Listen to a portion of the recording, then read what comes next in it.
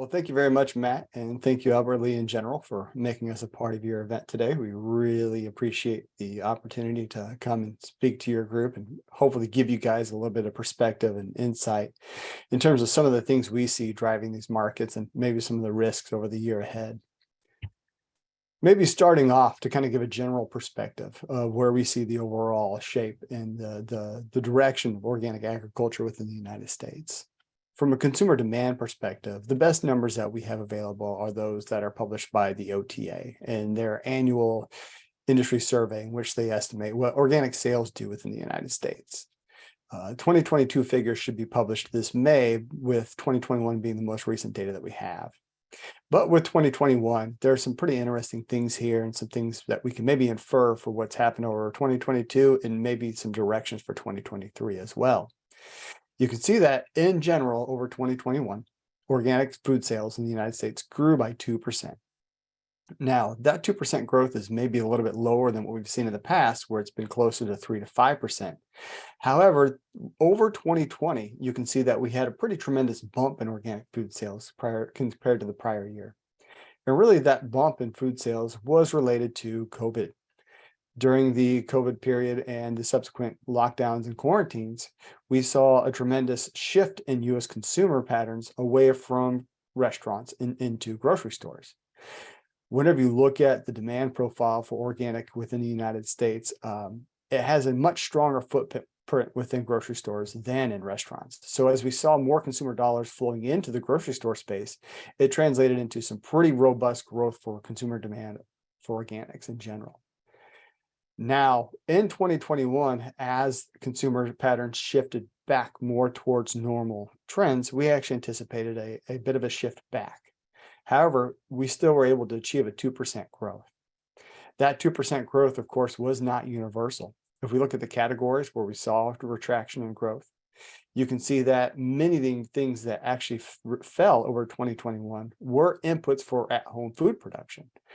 Dairy and eggs, chief inputs for breakfast, packaged and prepared foods. So those we're talking about ready-made meals for heating up at home, breads and grains, condiments.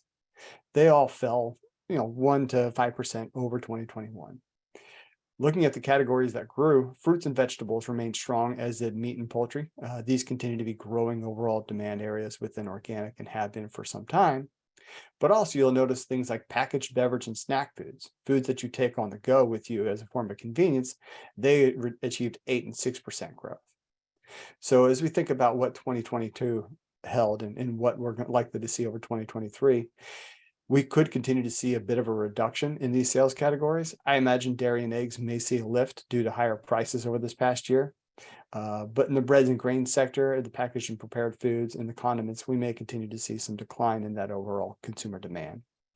As we move into 2023, the things that we're a little bit concerned about are the potential impact of macroeconomic recession in the U.S. and if that could eat into consumer demand, which would lead to lower overall use across most organic concepts.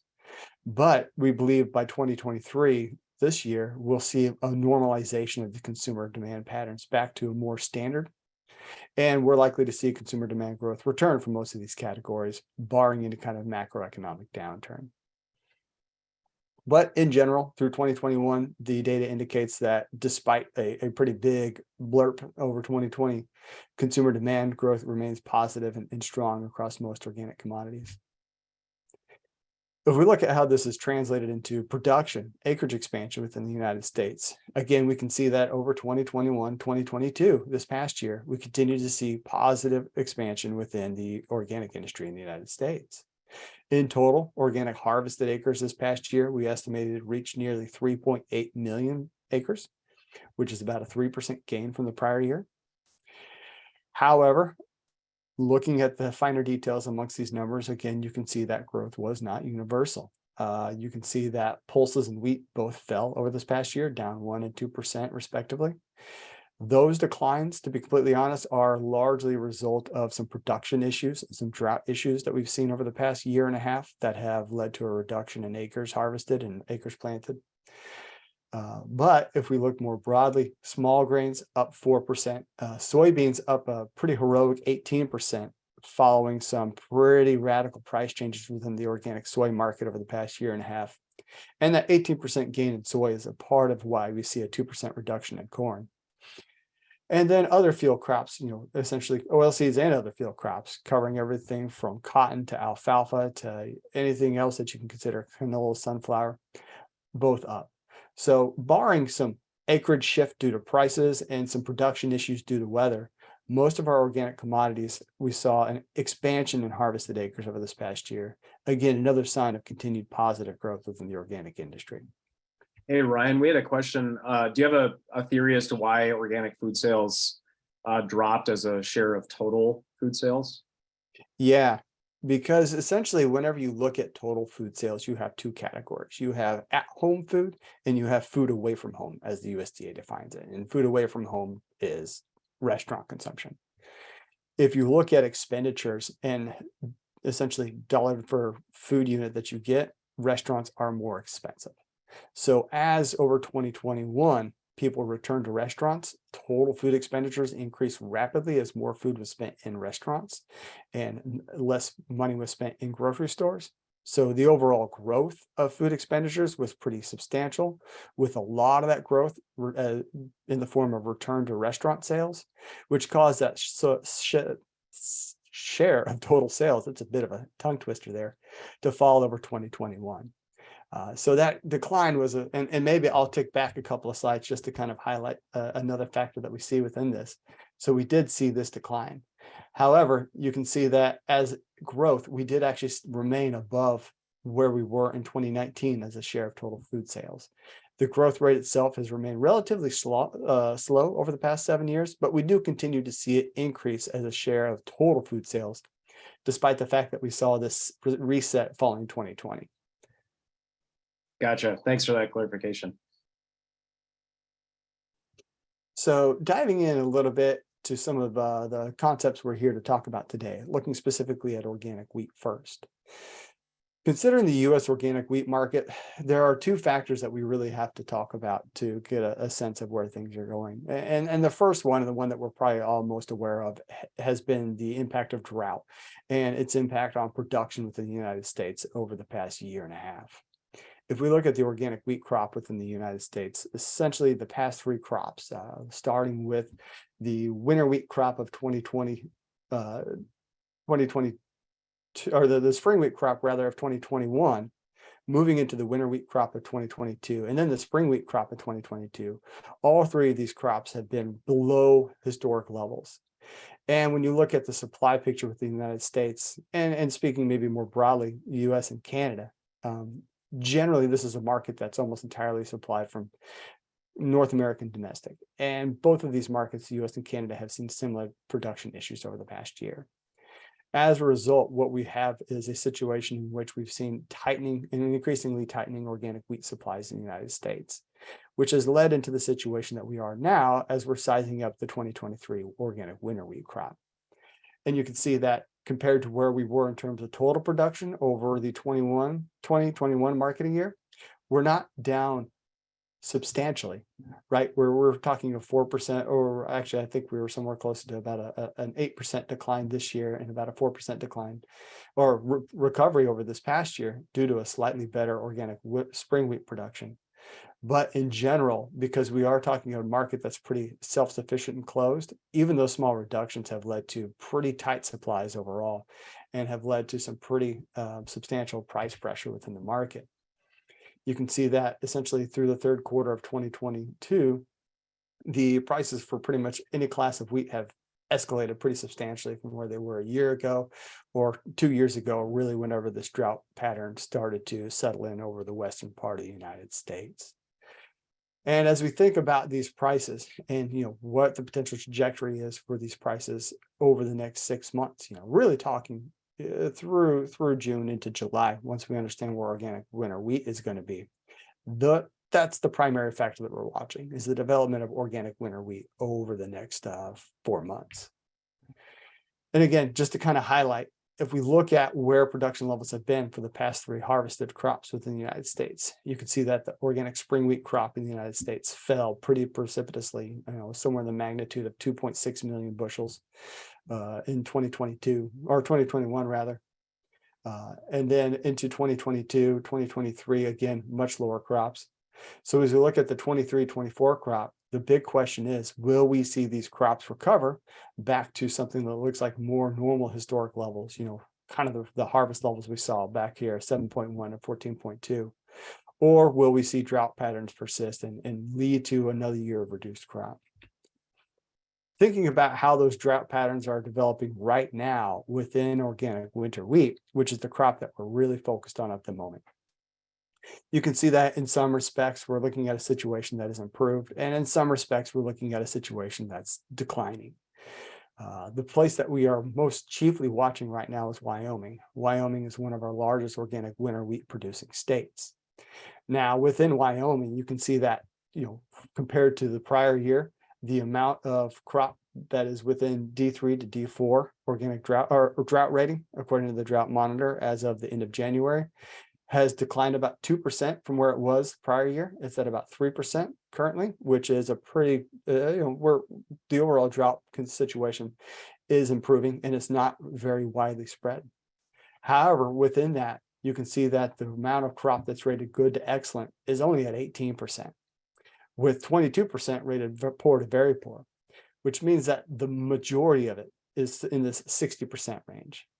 Now, what that means is there's a pretty large portion of this crop that remains within the balance.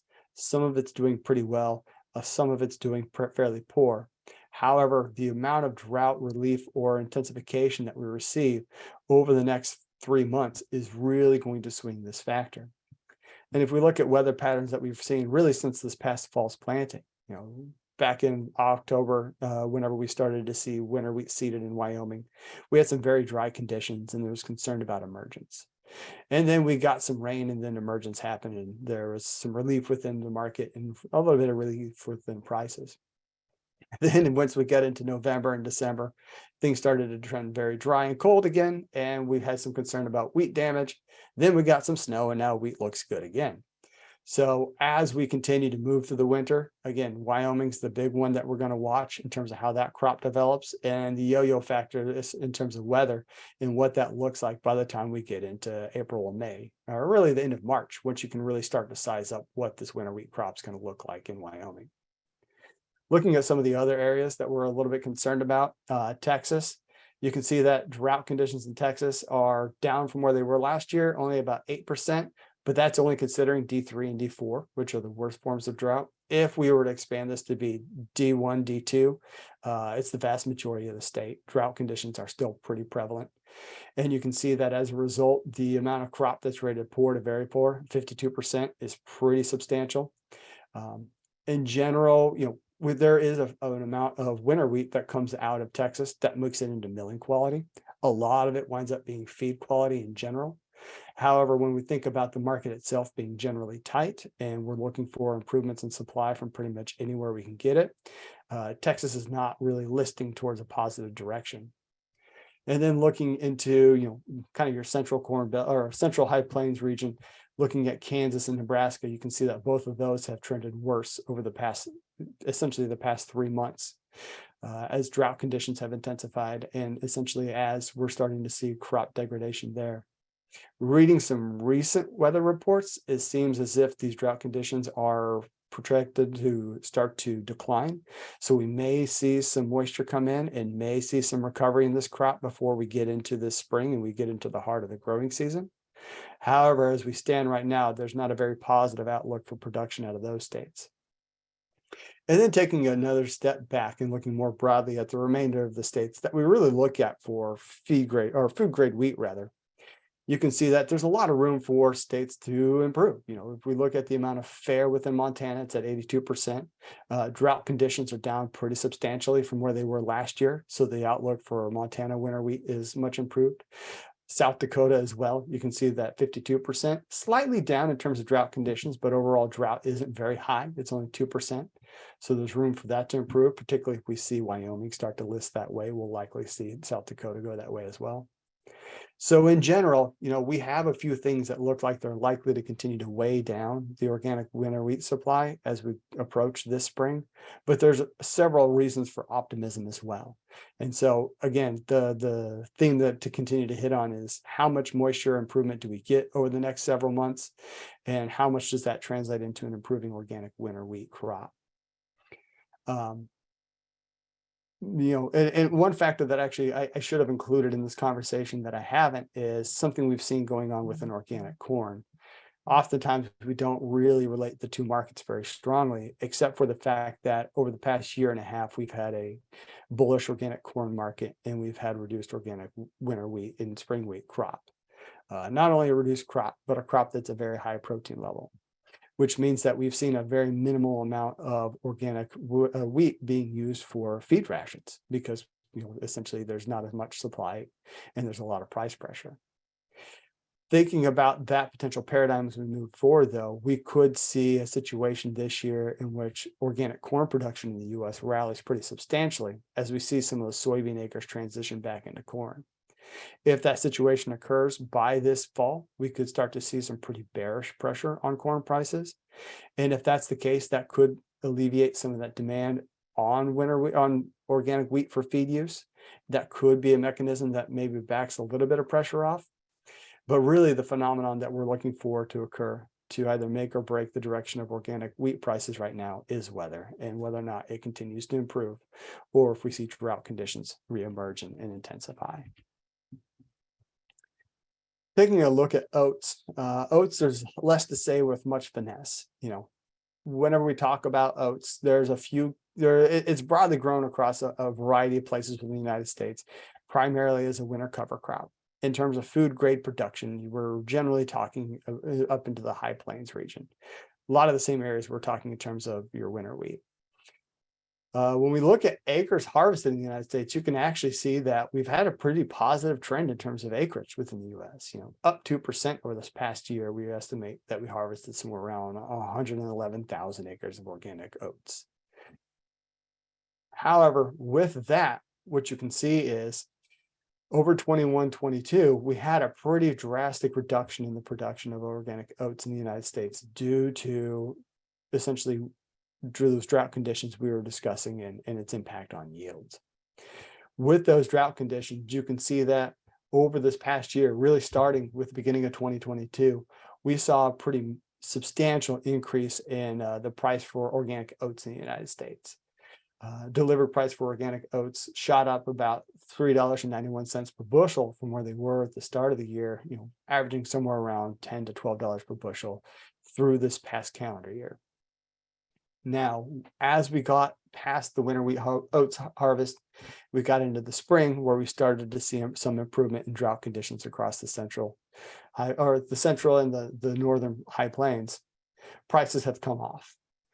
You can see that in addition to this 2% increase in harvested acres, we had a pretty substantial rebound in yields, which means that we went from a situation in which we had a very tight organic oat supply in the United States to now our organic oat supply has slingshotted the other direction and become pretty robust. And based on this scale, it seems like it's a pretty meteoric rise, and it has been a pretty substantial increase. But you're talking about an increase that's about 250,000 bushels. So it's a bit of a scale factor there to emphasize the difference.